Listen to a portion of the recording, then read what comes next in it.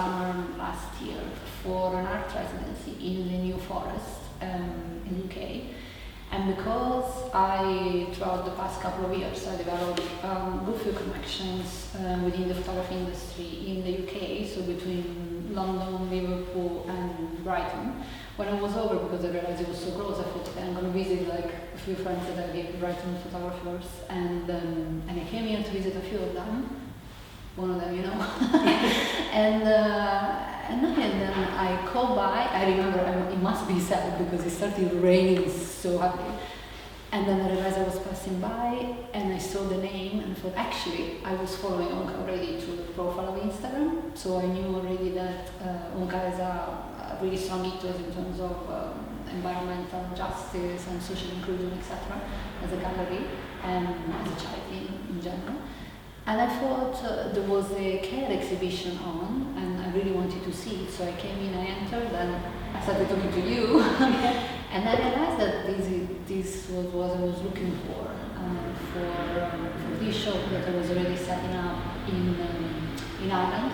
So this show that you can see here, the photos and some artworks is the first, I call it the pilot project of a bigger activism awareness campaign on the topic of eco-sustainability and social justice in general, environmental justice. And it's titled, this pilot project is titled Sonia's Trees. It's a 3-year documentary project, but what I realized is that I wanted to really expand it, and thanks to this experience in Brighton, to really make it to be like a catalyst for a change in conversation, not just about environmental topics, but also about accessibility and social inclusion within photography. And that's why I started talking to you. And when I was here visiting the CARE exhibition, you really very kindly told me that there was an opportunity open for a residency and the other side of the branch, of Onka, which is the branch, Onka Bar of the Marina. And then that's how the conversation started between us. We went out for a few months, and then I came here for a lot of meetings because I'm based between, for the past year and a half really, I've been based between the UK and Ireland. And nothing, and then the whole journey started, which in fact is called The Journey of Sonia's Trees. That's the title of the awareness campaign on eco-sustainability through different social documentaries projects that I'm currently developing.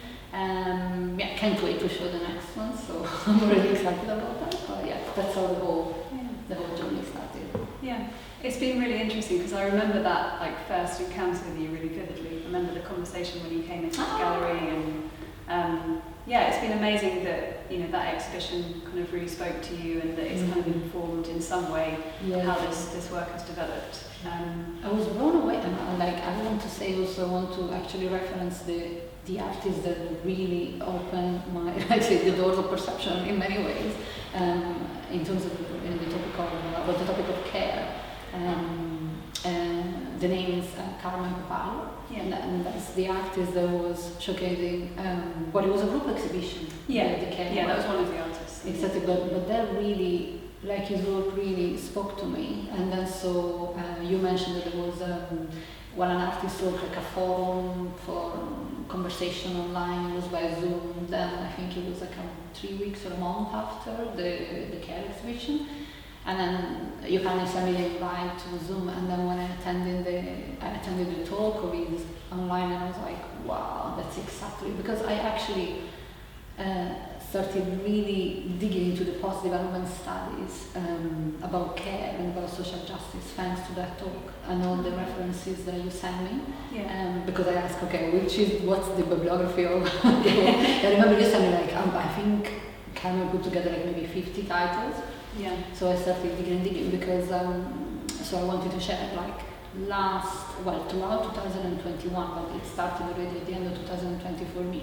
I started understanding that because of my visual impairment and because of the way I relate to photography and because of the way I relate in general to art as a self-healing practice really, but also as a connector for empathy. And I wanted to really start leveraging my background in international cooperations for development. That's my master's background, studies between Italy and Copenhagen. And then I realized I really want to start leveraging my art to create more and more opportunities for cooperation.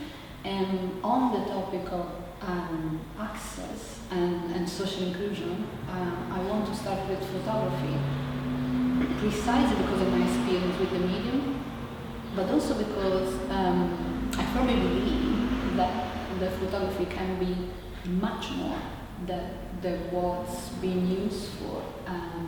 I mean, I don't say by everybody, but I say in general, my view is developing a practice that from start to end, it's fully inclusive. So the way I took the photo, from the way that I think about, or that I feel guided by my intuition to take a photo, towards the execution of the actual putting together the project itself, but thinking also about in what ways I could reach the audience in an accessible way. So I'm not saying being conditioned in the way you should, because that I feel I really have my core experience, at least in being guided by my intuition and by my gut feelings. But I mean in the way that we think photography can be accessed in an exhibition space, for example. That's why that's what I started to focus my research on since 2020. And then throughout 2021, thanks to a visual arts research bursary that I received in Ireland, I started more and more developing my practice in experimenting with barrier-free technologies for thinking how can I facilitate workshops, for example, or my own exhibition in a way that it can be fully inclusive for example, an audience with different levels of able-bodiedness or like different layers of ability. Because for me, for example, my visual impairment has not been, yes, of course it has been tough, of course it has been challenging, it has been really like a radical life-changing experience. But on the other hand, embracing it as an empowering force, as a source of resilience, has been the most transforming experience I've ever lived. So why not sharing this part? So like that was my I don't know, my main motivation, I can say. So yeah. So I'm getting emotional, sorry. But yes, I could talk about this for years. but yes, so that's why I developed this work that you can see. Yeah, so can you tell me a bit more about these? What is it? Actually, I would like you to touch. So yes, so this is developed as a tactile photography. And it's one of the barrier-free technologies I've been researching on to incorporate within my art practice. And the point is to really embrace the fact that photography for me is a catalyst for empathy. And empathy, in my view, at least in my art practice, is really the connector for creating change. Changing society, changing our perspective of the world, because clearly, at least based on my experience, connected with somebody at an empathetic level is the most powerful of all experiences. It's usually said that people don't remember what you say, but they will remember how you make them feel. And that for me, since I was a kid, has always been the experience. I've been a poet since I was 12. I only a couple of weeks ago during a workshop in Sicily, by the way, realized that I refused in the world of words to protect myself. Like clearly that impacted the way I perceived reality. And in many ways I started writing, before I was drawing, then I started writing as an outlet for my sensitivity, as a refuge in a way. But photography got me out of the box. I locked myself in a box to protect my sensitivity. But when I started wearing my camera, I shared it like last year when I was thinking about my creative process, more kind of rationalizing it, if you want. And I started realizing that for me, holding my camera is like having a shield. So it's okay, I have a shield. I have not an armor, just a shield. Like, I mean, it's not like a barrier to filter reality. It's just a way for me to feel safe in expressing myself. In a way that, because of my experience when I was a child, I couldn't connect with within the realm of words, because it was always not traumatic, but a very, very strong emotional experience for me writing poetry since I was a child, and I was really quite scared about sharing it with the rest of the people. I would share it just with very few people, maybe my family, maybe friends, and yes, I would start being encouraged and taking part in competitions, etc. But it was a code. Whereas photography didn't need a code anymore. I mean, it got me to think I didn't need a code, but there's so much to explore, from personal narratives connected to social topics and social justice topics. That's the angle that really I feel I belong to at core. So yes, to tell stories, but to explain how these can be connected to a wider range of emotions, and that the power really lays in telling stories and keep on telling them and keep on sharing them, so that we can come out, sometimes a sense of guilt or shame or, reluctances to share our own story and personal narrative. Like for me, creating a photography that can be felt, that can be touched. For me, when I started photography, because I started photography only a few months after visual impairment diagnosis, so clearly there was this kind of dichotomy, I say in English, of like, well, there's a fear of what's going to happen to your eyes, but there's also the sensation of empowerment in creating art thanks to your sight. At the same time, so the two things coexist every day in my mind and in my heart. It was hope. Like, I touched this and thought, I want to share this. So yeah, so all to say, that was a long way to say, a very long way, by the way, to explain about my motivation to create tactile experience based on my photography. And then I hope that I could really share what has meant to me. I would like to, I can explain, because I think it's actually good at this stage to go beyond the barrier of the fear of sharing, which paralyzed me for a long time.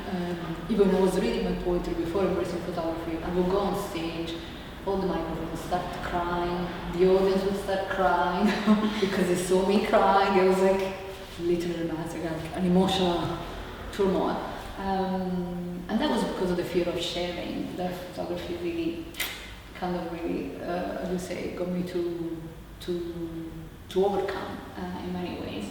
So now, facilitate the experience of getting the audience to experience photography through touch, but also create the empathetic connection, the bridge with the imagery of my project through my spoken word and my poetry. So combine the whole experience and sharing how empowering it has been for me. I hope I will find a way to help whomever is struggling like I did. Like, I think it's such talking to artists, talking to the audience in general during the keynote to my show. I think sharing your story can be really paralyzing, like really, quite a scary experience. So I hope that the sharing my story and how I overcome this fear, of in a way of letting myself go and just open myself completely to be guided by my intuition, can help others if they would like to embrace their own journey at a personal or maybe at an artistic level. So, yeah. Thank you for being so open. And words can be really empowering, but they also can be really limiting in terms of what they can communicate about your kind of internal world. Yeah. I saw you lay all of these kind of tactile images out. I felt quite emotional as well. Obviously, this isn't my story. That's great. But I think there's something really moving in the translation, because your photography is so kind of beautiful and gentle, and so there's so much emotion in it.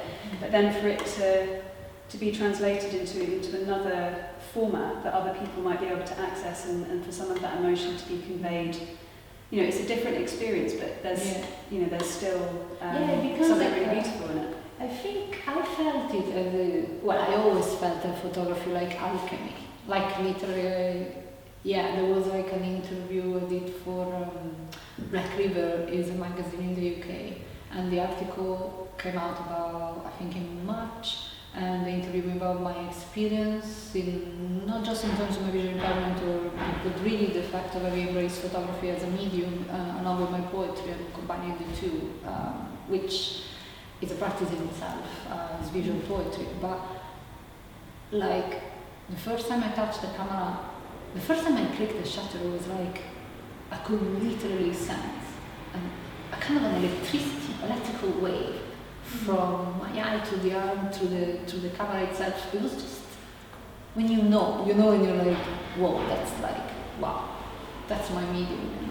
And only a couple of weeks ago at the workshop I was mentioning, I was in Sicily. I was told that my way of photography is very cinematic, and I think that's why it's actually now I look, of course, at my photography after the workshop, like with that in mind. And it's probably true because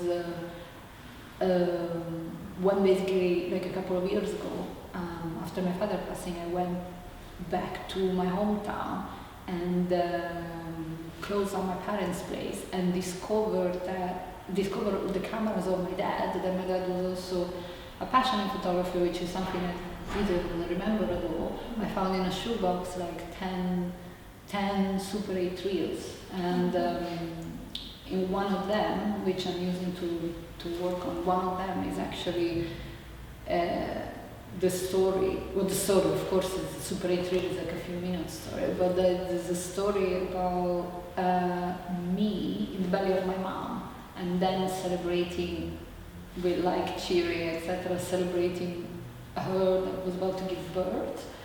And I thought, well, that was kind of a full cycle experience for me, because one of the cameras I found at my parents' place when I closed it down was my dad's Super 8 camera, which is the camera I've been using for shooting Super 8, and this also the short film that is part of the Sonia Street project. And it's all connected to love for me, because I realize there's really nothing I do about my art that is not inspired by love. And it's a celebration of love. So it's either through my camera, it's through the camera of my dad, it's through these experiences. When I developed these prints, I touched them and I sensed, because you can actually touch the shape of what you look at, and there was so much love for me involved in this project, and I already am doing the same for another autobiographical documentary, which is the one about coming to terms with my visual impairment through the processing the grief about my dad, etc., which is the one that will be showcased as part of Photo Ireland Festival from July to August in Ireland. But it's like, touching these objects, because they become another objects, because the touch feeling give them another dimension of meaning. It's literally alchemy to me. So all to go back to alchemy. Yeah. It's literally like a transmutation of meaning from what's aesthetic to an object that you can carry with you and touch and think and feel. Yeah. Actually, and feel more than think about. Yeah. Reflecting on my creative process experience, the fact that as a kid, since I was 3 until I was say 12, 13, I wear these very thick glasses, right? And the fact of being, we can say the fact of being marginalized because of that, really kind of got me to retire in my own sensitivity, and the fact of being more an observer than having a participative role from that very young age allow me, I think, in a way to protect my sensitivity. I really embraced so deeply my studies in international cooperation and social development because I wanted to study the systems that they created, the injustice, to say, how can we move past those? Because, yeah, they're in the past, they were created in the past, they're still in the present in many ways when we even unwillingly, we absorb a content that we're not fully agent of, in the interaction with. So for me, the touch-based experience in photography is really to give back the agency to the audience of whatever is the message that I convey to my art, to create their own narrative, to create based on their own feelings, not just me creating, say, an exhibition with a specific layout and having somebody that enters and knows already. No, like I actually love that I will make available during the workshop all these prints for people to just exchange, touch, to mix. I don't want to have a sequence. I'm not going to actually share there is a specific sequence for this project because there's a concept about opera aperta, which is a word in Italian, like it's a title of a work of Umberto Eco, who is a writer, in many ways a philosopher, but as an expert in semiotics from Italy. That basically it's all about the open text. So what I want to do with my photography that would be very ambitious, and to promote social justice, is to give the power back to the audience to create their own experience from a feelings perspective, from an intuition perspective, from the perspective of their senses. Like, so empowering whoever receive the message to create their own text out of it. So I love the story to create. It's all about agency. Yeah. That kind of goes back to what you were saying at the beginning about Carmen Papalia's work and why perhaps it kind of had the impact on you that it did. Because it's not about this kind of top-down approach of, you have an artwork or you have something for people to experience and then you kind of tack on the access approach to it at the end, which is prescribed by people that don't have the lived experience of whatever. And pluriversal social inclusion is part of the post-development studies, meaning what is developed or underdeveloped, and above all, what is diverse. Because it's a dichotomy, it's diverse, then what? Different than what? So what is the core, what is the basis of diversity that you're, in a way, even unwillingly judging diversity on, But see, if we call it pluriversal, it means all of the points of view are welcome, all of the perspectives are welcome, all of the senses can be used to experience art, not just one other than the one that is considered the legitimate one, so to say. Yeah, thank you so much for everything that you shared. It's really interesting to just hear more about your story and kind of inspiration behind this work and your kind of motives. And I'm really excited to see how the work develops and what you're doing next. Can you maybe share a little bit more about what you've got coming up in the next for the rest of the year or the next couple of months? So basically, so for this month and to the end of July, let's say throughout this summer, I will be mainly focusing on two things. I'm already working on the setup of the next solo exhibition that I will have, which is going to be this summer, which is going to be in Ireland, like my project, The Time Lapse from the Front, which is my autobiographical documentary. Basically it's really focused on how I've been using photography to both process the grief related to my vision impairment as well as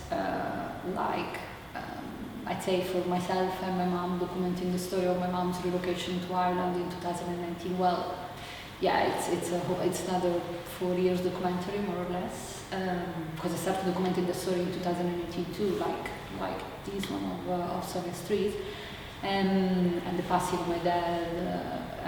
Yeah, it has been quite a kind of an emotional roller coaster from a journey, say an inner work type of journey to portray with my visual poetry, but it has also been so cathartic and so healing and empowering against that.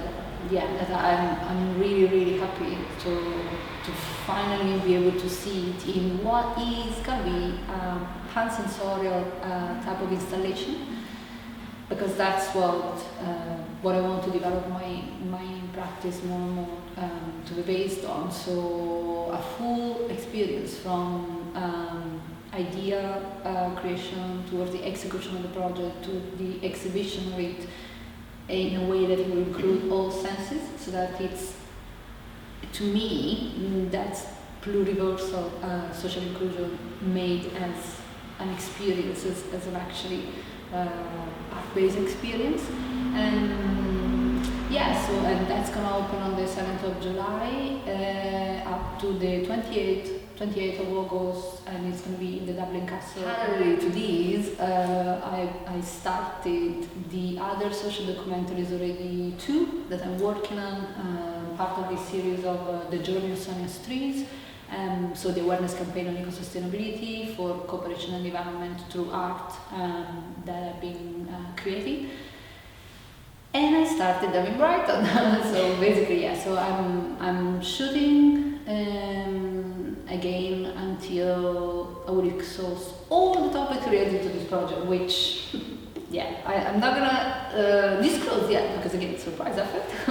but yeah, so I started during the residency at Onkabar, and I'm extremely happy because, first of all, I want to say a massive thank you, because literally both Onkabar, so Izzy at Onkabar, Lydia here, Pacha, like Mary, Persephone, everybody here has been like really welcoming me as a family member. That's how I felt, and from the fact that I knew a few people, now I feel I can really count on another community, which I find so heartwarming, that I'm like, yeah, it's making my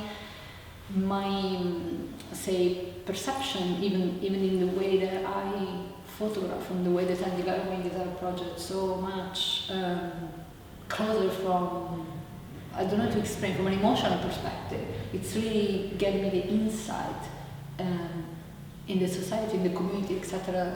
And I hope that as much as as Lisa, for example, was mentioning that she can sense the emotions from the Sonia Streets project, you will also be able to sense how close and how thankful I feel towards the society here and the community here when the project will be finally released. Yeah, that's it. Thank you so much. Sounds like you've got lots of things going on that we can hopefully experience in some way in the future. But yeah, thank you. It's been so lovely working with you and Thank you having your work in space. I'm really glad you came into the exhibition last year and we met. Yeah, there was so